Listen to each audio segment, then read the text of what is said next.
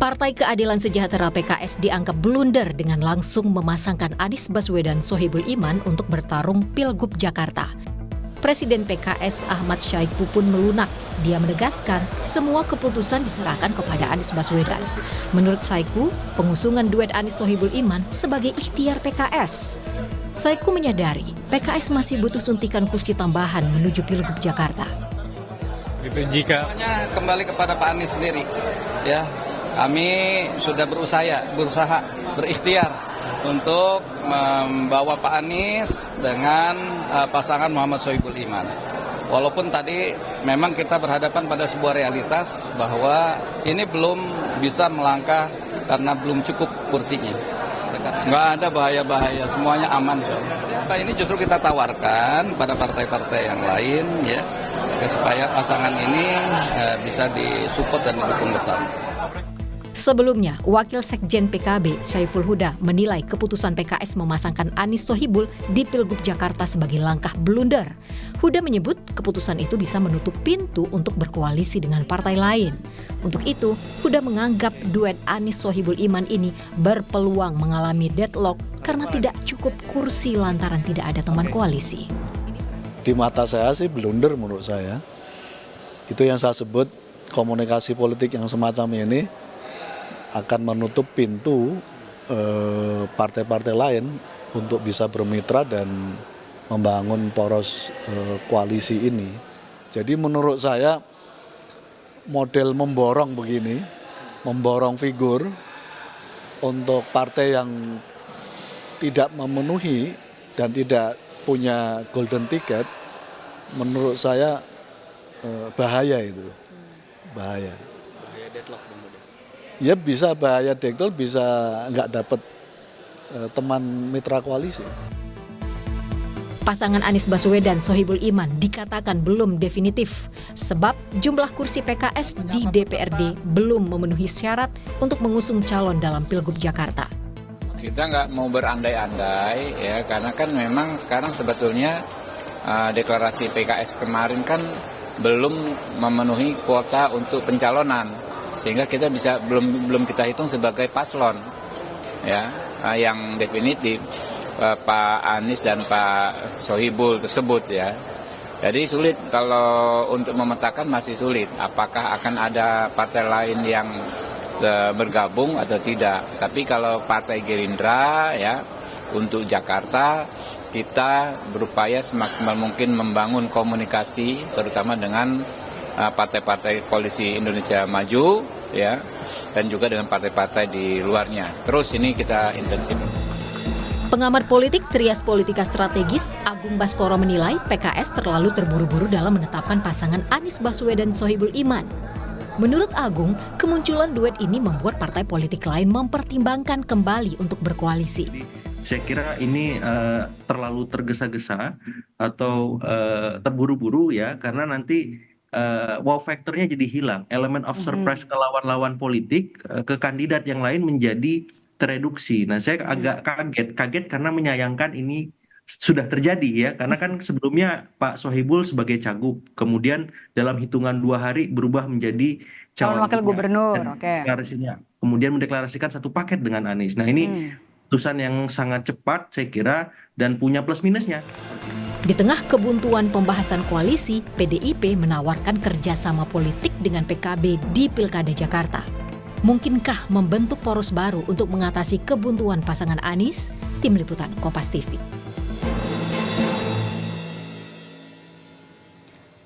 Partai Keadilan Sejahtera PKS dianggap blunder dengan langsung memasangkan Anies Baswedan Sohibul Iman untuk bertarung di Pilgub Jakarta. Di tengah wacana duet Anies Sohibul Iman, PDIP terus menjalin komunikasi dengan PKB. Akankah membentuk poros baru? Kita bahas sore hari ini di program Rumah Pemilu bersama dengan analis komunikasi politik dari Universitas Padjadjaran, ada Kunto Adiwibowo. Selamat sore Mas Kunto, terima kasih sudah meluangkan waktu untuk Rumah Pemilu. Ini benar nggak PKS bikin blunder karena langsung mengunci duet Anies Sohibul Iman di Pilkada Jakarta? Ya, bisa dibilang blunder, bisa dibilang tergesa-gesa. Tapi menurut saya ada kekhawatiran tampaknya dari PKS. Karena dari pilkada sebelumnya di 2017 walaupun PKS ini penggantinya justru dari Gerindra gitu kan, yang seharusnya dari PKS. Belajar Nah, dari ini pengalaman ya.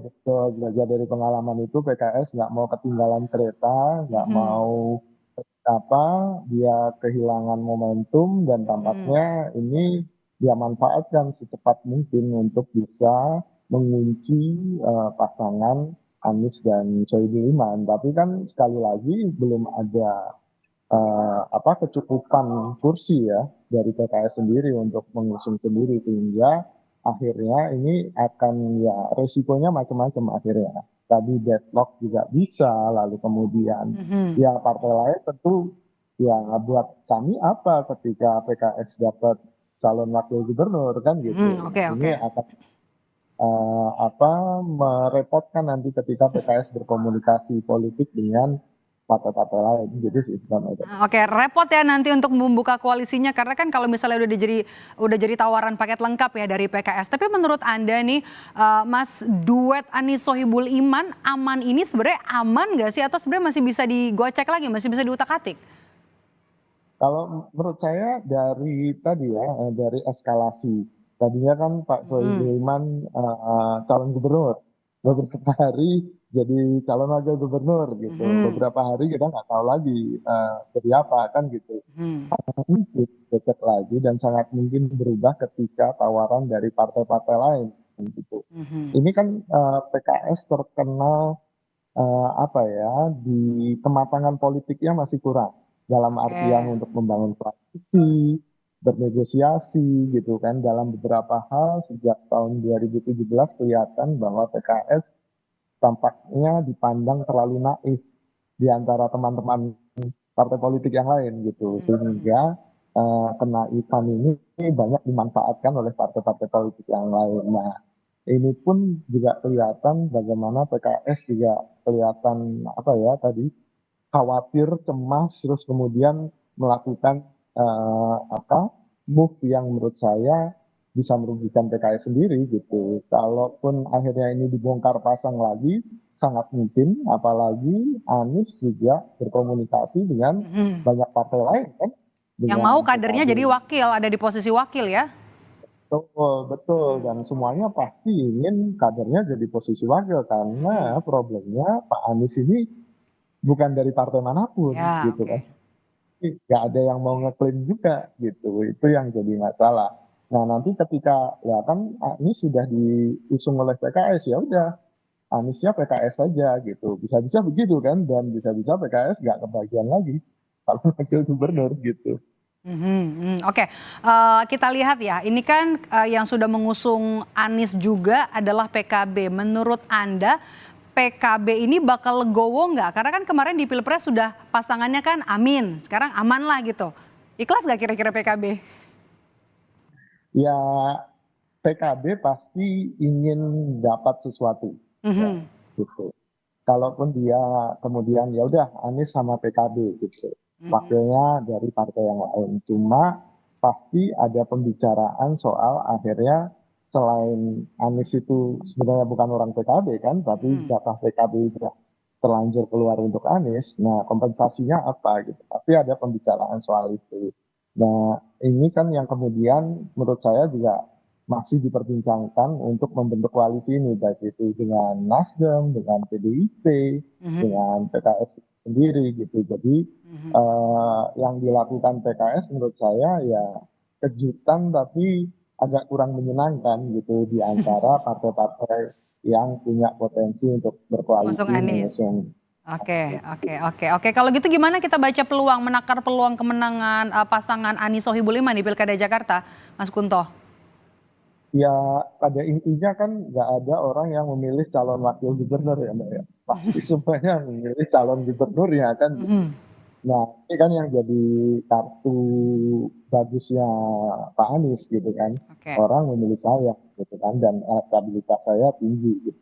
Nah, itu yang kemudian jadi dagangan Pak Anies ke partai-partai politik yang lain. Sehingga kalaupun dipasangkan dengan siapapun dari partai manapun, saya juga punya potensi menang kok gitu. Paling tidak itu jualan Pak Anies hari ini yang menurut saya jadi apa ya nilai politik yang tinggi gitu. Sehingga Mhm, kalau mau dengan Pak Sohibul Iman ya peluangnya cukup tinggi gitu. Kompatibilitasnya juga cukup tinggi. Tapi kalau misalnya dengan Mas Kaisang yang kemarin jadi isu terus Mas Kaisangnya sendiri bilang oh kita nggak cocok kok gitu. Ya itu ketidakcocokan itu atau incompatibility itu bisa mengganggu elektabilitasnya Pak Anies. Tapi kalau menurut saya kalau dari kader-kader PKS, kader PKB, kader Nasdem nggak akan ada masalah. Anda melihatnya justru cukup tinggi ya? Sudah bisa Betul. mengukur lumbung-lumbung suara Anies dan juga suara PKS di Jakarta. Ada masih yang perlu diraih nggak suaranya? Seperti di Jakarta Utara misalnya dan juga Jakarta Barat? Ya tentu saja, itu kan ada lumbung-lumbung PDIP gitu kan, dan ada lumbung-lumbung pendukung Pak Jokowi gitu, tapi kan atau Pak Prabowo sekarang gitu. Nah ini yang kemudian perlu digarap oleh Pak Anies dan koalisinya yang masih belum terbentuk juga untuk kemudian bisa memperkuat basis-basis pemilih mereka gitu. Tapi pada akhirnya kan ini tidak sekedar soal teritorial gitu kan. Ini juga problem bagaimana mesin-mesin politik di nanti anggota partai koalisi itu juga bisa bergerak dengan memperluas dukungan di daerah-daerah mereka gitu. Oke. Kita pindah ke sisi yang lain nih, selain Anies nih, ada juga nama Ridwan Kamil kan yang digadang-gadang juga jadi penantang kuat Ridwan Kamil di Pilkada Jakarta. Partai yang tergabung dan dalam Koalisi Indonesia Maju juga masih mengkaji nama yang bakal diusung di Pilkada Jakarta untuk jadi lawan Anies ya, RK. Kim ini bakalan benar-benar serius untuk ngusung Ridwan Kamil apa kemudian ada nama lain yang justru dimajukan selain RK? Sampai sekarang kan belum ada nama lain yang cukup kuat ya bisa menggantikan RK ya gitu. Karena walaupun masing-masing melakukan survei gitu kan, tapi nama Anies masih paling besar menurut saya gitu kan. Lalu disusul RK gitu. Nah setelah RK ini menurut saya belum ada nama yang cukup kuat lagi karena selisihnya cukup besar. Soal popularitas, soal elektabilitas juga cukup besar sehingga pasti Kim menghitung untuk memajukan tokoh yang punya modal elektabilitas yang kuat karena ini kampanyenya cuma sekitar 3 bulanan dan dalam 3 bulan agak susah menggeser elektabilitas Anies yang cukup tinggi gitu. Nah di lain sisi Golkar yang punya Ridwan Kamil ini kan tidak punya masalah di Jawa Barat gitu karena Oke. saya juga nggak punya calon Tapi lagi. kalau gitu ya. Mas Kunto kira-kira nama lain nih kalau bukan RK nantinya siapa nama lain yang juga bakalan diusung oleh Koalisi Indonesia Maju? Kaisang Mbak. Kaisang. Ya itu kan kartu yang belum keluar kan gitu karena buat apa susah-susah ke MA kemarin Mahkamah Agung sehingga mengubah batasan usia juga untuk calon gubernur kan gitu sehingga ini bisa tiba-tiba keluar di akhir gitu itu sangat mungkin sih. Tapi cukup kuat gak Kaisang jadi Jakarta 1 atau Jakarta 2 atau karena faktor akseptabilitas dari istana? Ya kalau menurut saya karena Kim dan istana merasa percaya diri punya resep untuk memenangkan pilkada sebagai replikasi pemilu atau pilpres kemarin gitu sehingga dengan resep yang sama mereka percaya diri Kaisang akan bisa juga menang di pilkada Jakarta gitu. Oke, kalau itu akhirnya nanti Golkar legowo ya, kadernya nanti dilepas dari Jawa Barat yang kemudian yang memang potensinya besar untuk menang ya, dan kemudian melepaskan Ridwan Kamil ke Jakarta. Tapi menurut Anda membaca dari pernyataan-pernyataan dari Partai Golkar termasuk juga Ketua Umum partainya yang sampai saat ini belum fix, belum rela sebenarnya untuk melepaskan RK. Anda membaca seperti apa, Mas Kunto? Ya ini semuanya sebenarnya belum fix Pak. RK juga belum fix, Anies juga fix gitu kan.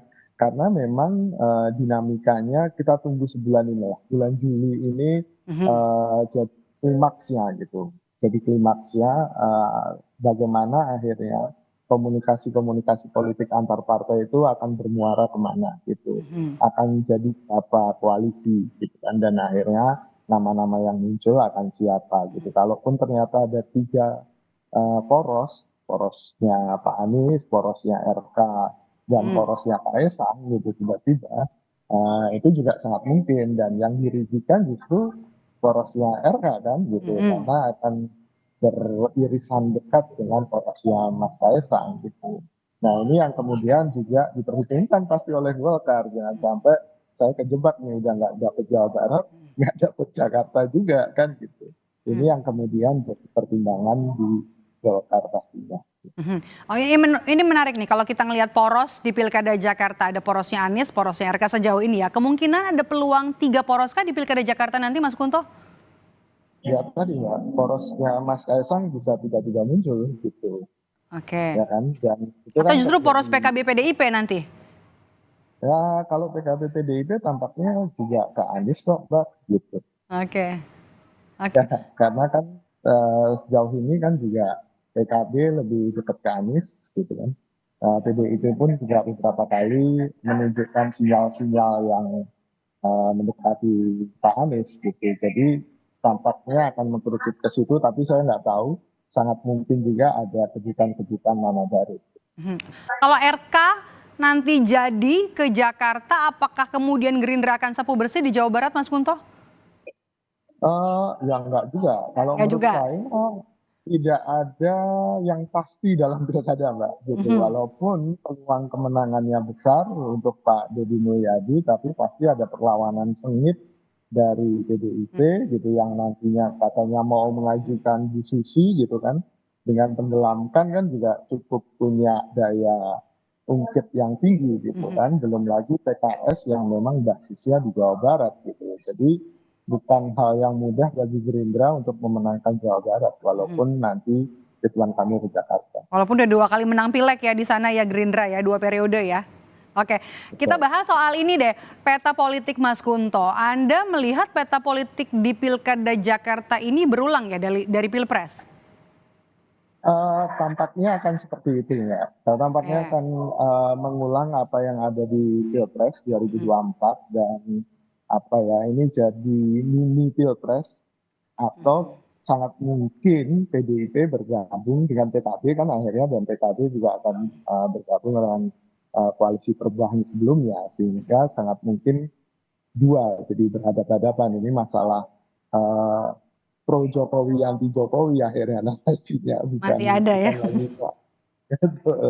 Jadi kemungkinan sentimen yang dimunculkan bisa jadi itu, apalagi kemudian kalau Kim mengusung Kaisang sebagai perwakilan atau sebagai calon gubernurnya gitu, dan bukan Ridwan Kamil, maka akan terasa hawa Jokowi sebagai aktor utama dalam Pilkada Jakarta ini. Sebenarnya udah bisa ditebak, itu jelas ya apa yang disampaikan Mas Kunto tadi. Kita tunggu karena semuanya masih cair banget ini Mas Kunto di pemilihan Gubernur Jakarta. Kita masih harus nanti sampai jelang nanti proses pendaftaran dan juga waktu pendaftaran pada Agustus 2024. Terima kasih sudah bergabung bersama kami analis komunikasi politik dari Universitas Padjadjaran Kunto Adiwibowo. Selamat selalu Mas Kunto.